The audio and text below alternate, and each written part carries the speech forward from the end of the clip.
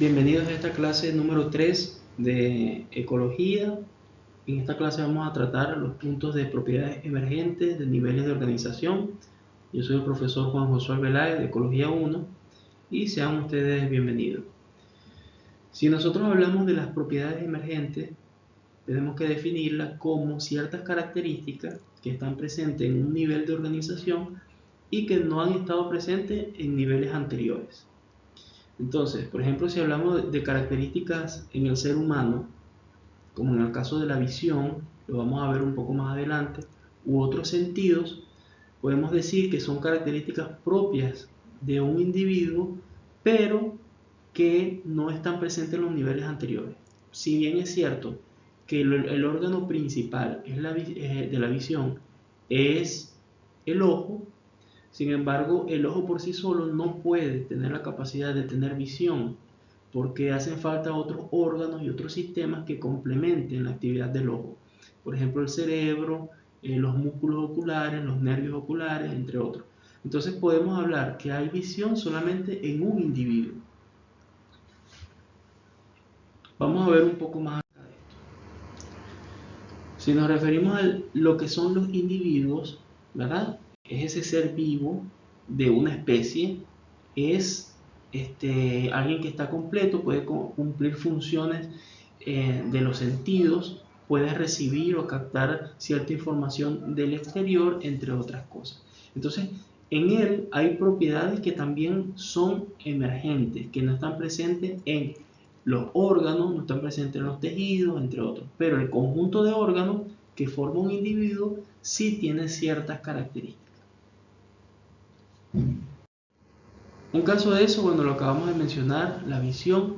Otro caso son, por ejemplo, las emociones, el miedo, la ira.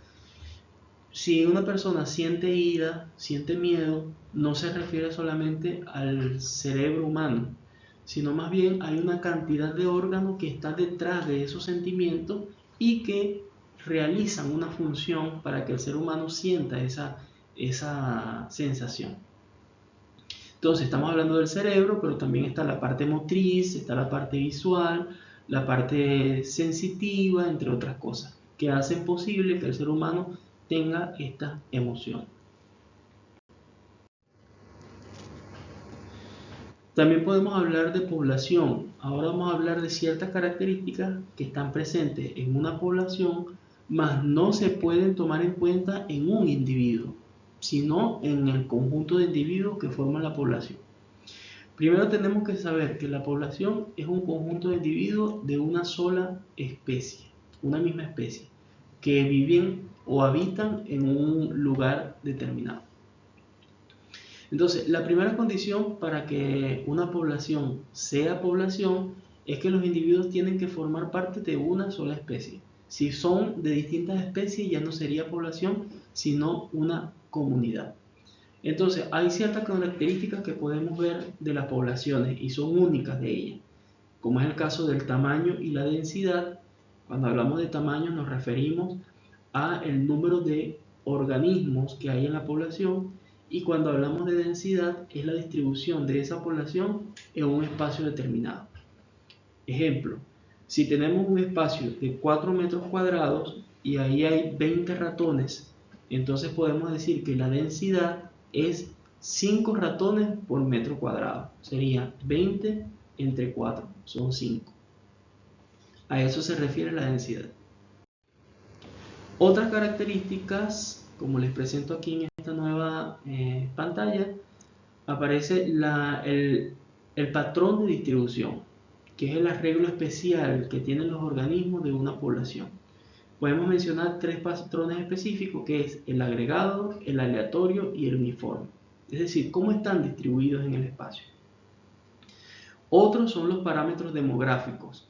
Conocemos los parámetros demográficos, por ejemplo, la tasa de natalidad, tasa de mortalidad, tasa de migración y emigración.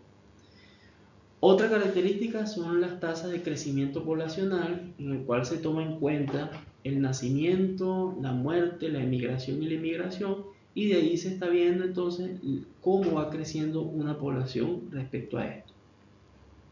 Otras son las estructuras poblacionales, se refiere a cómo está compuesta esta población, describiendo cada uno de los individuos, bien sea la cantidad de individuos juveniles, individuos envejecidos, el sexo por el cual está formado, entre otros.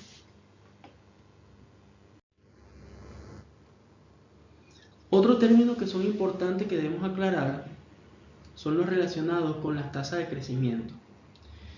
Según los autores que les coloco acá, MacArthur y Wilson, en 1967, ellos dicen que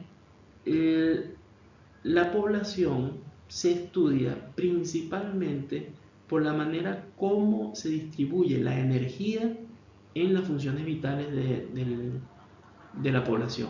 Es decir, cómo se utiliza esa energía para la reproducción, el crecimiento y la defensa. Entonces, dicen ellos que la parte fundamental, protagonista en el estudio de la distribución demográfica se refiere a la distribución energética. Y en este caso hay dos tipos de crecimiento poblacional que es importante que estudiemos y que tengamos presente. Uno es el crecimiento R, donde la energía va principalmente destinada a la reproducción, y otro es el crecimiento K, que la energía va distribuida a la manera como se utiliza eficientemente el espacio y cómo se aprovechan los recursos. El crecimiento R también se llama crecimiento exponencial, mientras que el crecimiento K se llama crecimiento logístico.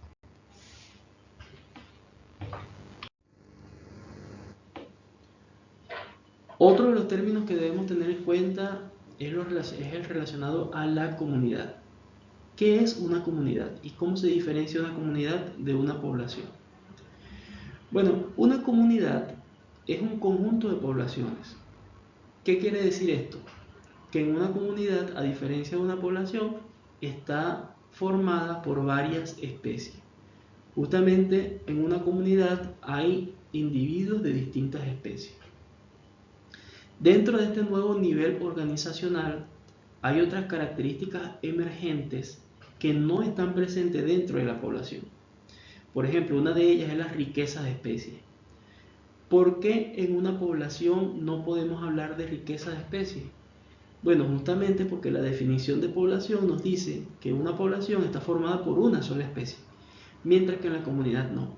La comunidad, podemos hablar de riqueza de especies, se refiere al número de especies que están compuestas en la comunidad. Mientras que la composición se refiere a qué especies forman la comunidad. Podemos decir, por ejemplo, para entender mejor estos dos términos, la comunidad está formada por 10 especies, eso sería la riqueza de especies, mientras que su composición sería que en esa comunidad hay alacranes, hay serpientes, hay tortugas, hay peces, entre otras especies. Entonces, esa sería la composición. Por su parte, la estructura se refiere a la manera como están organizadas las comunidades y puede estudiarse desde varias formas. Por ejemplo, una de ellas es la fisionomía. Se refiere al aspecto visual de la comunidad referente a las características morfológicas de la especie. Otro, el estado sucesional. ¿Qué es el estado sucesional? Es el grado de desarrollo que tiene una especie después de recuperarse de un disturbio. Por ejemplo, un incendio forestal. Bueno, ¿cómo se recupera la comunidad después de eso? Bueno, eso es lo que se llama el estado sucesional. ¿Hasta qué grado de desarrollo va a llegar la comunidad después de ese disturbio? Otra característica emergente en la comunidad es la dominancia y rareza. La dominancia, la cantidad de especies, la especie que está en mayor cantidad dentro de la comunidad. Y la rareza, las especies que son más raras, las que están en menos cantidad dentro de esa comunidad. La diversidad se refiere al número o a la variedad de organismos que forman esa comunidad. Puede hablarse entonces de la riqueza de especies y de abundancia de especies. yo les voy a colocar una nueva actividad en la plataforma que va a constar de un foro asincronático. Quiere decir que ustedes, cuando tengan oportunidad, pueden responder en ese foro, pueden ir interviniendo en el transcurso de esta próxima semana. En la plataforma yo les voy a enviar nueva información especificando a mayor grado cómo se va a realizar esta actividad. Muchas gracias por su atención y nos vemos en la próxima. Hasta acá la exposición de estos temas que vimos hasta ahora. Esta actividad fue la que vimos la semana pasada. Ahora, en esta nueva semana,